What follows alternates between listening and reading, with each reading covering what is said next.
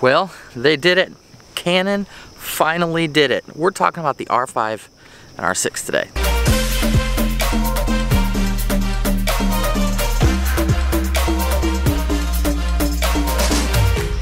Well, hey, what's up? My name is Tony, and I am a filmmaker, photographer in the St. Louis area. Today, we are talking about the Canon product launch with the R5, the R6, 4 new lenses, and 2 extensions. Exciting time to be part of the EOS R system. And, fortunately, that's me. I've been shooting with the EOS R for about a year now, and man, this camera is incredible, and I cannot wait to see what Canon is going to do with this line. In fact, after this product launch, man, so many cool things, and I just can't wait to get my hands on some of those new cameras to see just what people can create. So, what we're going to do is we're going to talk a little bit about the cameras, the product launch, kind of process with you what happened at the launch, and then I'm going to talk to you about maybe who should upgrade to these new cameras. And if you've got an EOS R, is it time for you to upgrade? We're going to talk about all that. So let's get into it. The product launch was cool. It was different than what I expected. I'm used to kind of the Apple product launches where they go through all of the different tiny little specs, and when they say something that just this minor little detail, they expect the crowd to cheer. None of that happened. It was really cool. What they did is they found a bunch of Canon ambassadors, gave them the new products, and told them, go make content, which I thought was really cool. It's not about the product, it's about the creation. And so we saw videos from people like Peter McKinnon, who's a rock star Canon ambassador, you know, I mean, everybody knows who Peter McKinnon is. And, you know, we even saw a guy from St. Louis, which I thought was pretty cool, kind of representing St. Louis. And so what we saw is we saw some of the videos and some of the photos that these cameras can create, opposed to just focusing on the specs.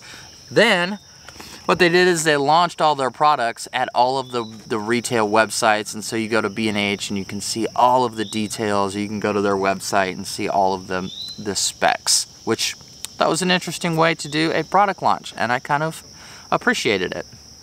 So we've got the R5, we've got the R6, we've got some really interesting lenses. Just real quick about those, like I have no problem with the f11 lenses. I know that is you know, really dark, but for people who want to get into that kind of wildlife and super telephoto, I'm not going to spend 20,000 bucks on an 800 millimeter. So I'm really glad that Canon is just spreading out that that ecosystem of lenses. So good job, Canon. Excited about the 85 millimeter f2.0 IS. I think that's going to be a great lens for video. So let's talk about the cameras. We got the R5 and we've got the R6. 2 very solid high-end cameras now in the lineup. So now we've got 4 cameras in the EOS R lineup. We've got the RP, we've got the R, which I'm shooting on and I've been shooting on for the past, I don't know, year or so. And then we've got the R6 and the R5. So I think the R5, they just threw everything they had at it. It's got an 8K RAW, it shoots 20 frames per second, it's got that Digic X processor, 45 megapixel sensor, all sorts of great things in that camera. The one that surprises me is the R6. Because they said that it is a redesigned 6D series, which is kind of an entry-level full frame. It's kind of one step under professional. It's kind of like that advanced hobbyist, which I think is an accurate representation now of what the R6 is. Now the 6D Mark II, man, that was kind of a joke. It was just kind of a joke. But I think that they've redeemed themselves a little bit with this R6. So let's talk about that one real quick. First of all, the megapixel size is what intrigues me, 20 megapixels, because of the way that it all works. For me, 20 to 24 megapixels is the perfect pixel count. And so what I mean by that is all full frame sensors are the same size. They're 35 millimeters big. And so the bigger that your megapixels are, the smaller the pixels are within that full frame sensor. So when you've got a 45 megapixel sensor versus a 20 megapixel sensor, the pixels, the actual pixels are bigger in the 20 megapixel sensor, meaning it lets in more light because those pixels are bigger. So that means it handles low light much better than a larger sensor, a megapixel sensor. Does that make sense? It's kind of an interesting thought, and for me as a wedding videographer, someone who shoots in low light, someone who, you know, I like natural light. I don't really care for flashes and things like that. I've tried to use them and I just never have gotten the look that I want, and so I mean, they're okay, but for me, I would rather just shoot in natural light. And so the R6 is a very intriguing camera. It still has the Digic X processor, it still has the new dual pixel autofocus, it still has a lot of the features, it still shoots 4K 60. I mean, there's not a lot of cameras, high-end cameras, that shoot that frame rate. And so it's exciting. That's a really cool camera. But there is a couple features that make it an advanced hobbyist camera versus a professional camera. And so we'll talk about that maybe in the future when we're talking about which camera is right for you. All in all, I'm very happy with the two cameras that Canon released. I'm very happy with the new lenses, and I'm just excited about what's happening with the EOS R system, and I hope you are too. I've been just really pleased with this camera, and you know, there's been a couple times when I felt like I really could use a little bit higher level quality camera than what the EOS R is, but for the most part, this thing keeps up with the professional in professional shoots. So let's talk about, ooh, there's this little spider right here. Let's talk about if it's time for you to upgrade.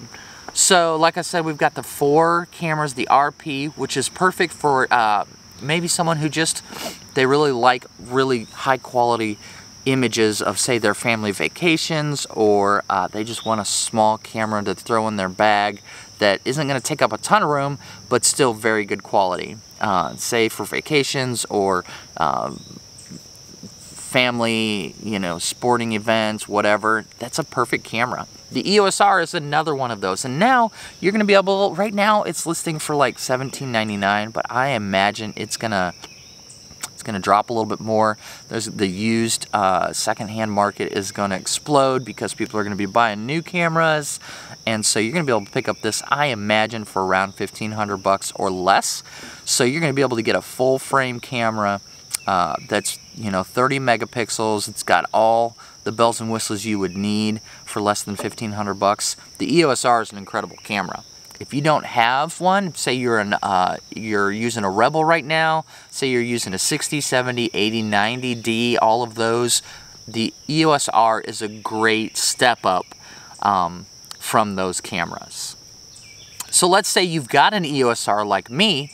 Should you upgrade to the R6 or the R5? Well, maybe, I don't know. For most people, unless you're feeling limited, unless you're feeling like you need a higher frame rate for your photos, the R6 and R5 shoot up to 20 frames per second, which is incredible. And supposedly that autofocus track is through all of that. So unless you need some higher frame rate photo taking, unless you really feel like you need to be shooting in 4K, I don't know. I mean, if you're just a hobbyist, it's hard for me to justify spending $2,500 on a camera where the EOS R is such a good body. But if you're professional, there's a lot of features that are on that R5 that are very attractive. Not necessarily the 8K RAW, because I don't know if my computer can handle that. I mean, that's some intense files. They're going to be huge. I think I saw that a 512 gig card fills up 20 minutes worth of video. So typical wedding, I'm shooting close to, I don't know, 6 or 7 gigs right now. And so I would imagine my weddings, if I shot in 8K RAW the entire wedding, I'd be like at 3 or 4 terabytes for a wedding, which is insane. That's insane. And so that just adds to the cost, things like that. But there is some really, really nice features on that R5 that professionals have been missing. And so I really like the layout of the buttons. It feels like my old 5D Mark IV, things like that. If you're a professional, I think it would probably be wise to jump up to the next camera, just because there's been a couple times when I've been bumping the ceiling on this EOS R, and I think that Canon addressed a lot of those things. So do you get the R6 or the R5? Well, that kind of depends on what you're shooting. If you're shooting a lot of low light situations, the R6 is a perfectly capable camera as well. And so don't throw that under the bus and say that that's just a worthless camera. It's a really good camera, and I think for wedding photographers specifically, I think having an R6 in your bag as a backup is an incredible camera. So which camera did I buy? I like them both. I actually pre-ordered an R6, but then after spending a bunch of time reading through the specs, there's a couple key features that just will not work for me. So I decided to cancel my pre-order, and I haven't ordered anything else yet. I'll probably end up getting an R5. I just haven't decided right now if I really need it, because the R is doing everything that I really need, and occasionally I'm bumping my head up against a wall, but $3,800 right now in the middle of a pandemic is a lot of money. And so even as a professional, I may be sticking with EOS R longer than what I would like to, but who knows? I may shut this video off and go buy the R5 right now, who knows? So anyways, I'm excited. I'm glad that Canon is finally back up as an industry leader. I feel like over the past 2 years, they've kind of been developing all of this secretly, and I'm excited to be part of Team Canon. And I'm excited to be able to develop and invest in people like you who also really have spent time just developing their craft and using Canon products. And so I encourage you, if you've got the money and you feel like you're being limited, upgrade. If not, keep shooting on that EOS R. The thing is a perfectly capable camera. Speaking of which, this channel is basically built on the EOS R, and you know, I do a ton of training videos and tutorials and help you become a better photographer and filmmaker. So if that's something you're interested, I would love for you to subscribe to this channel.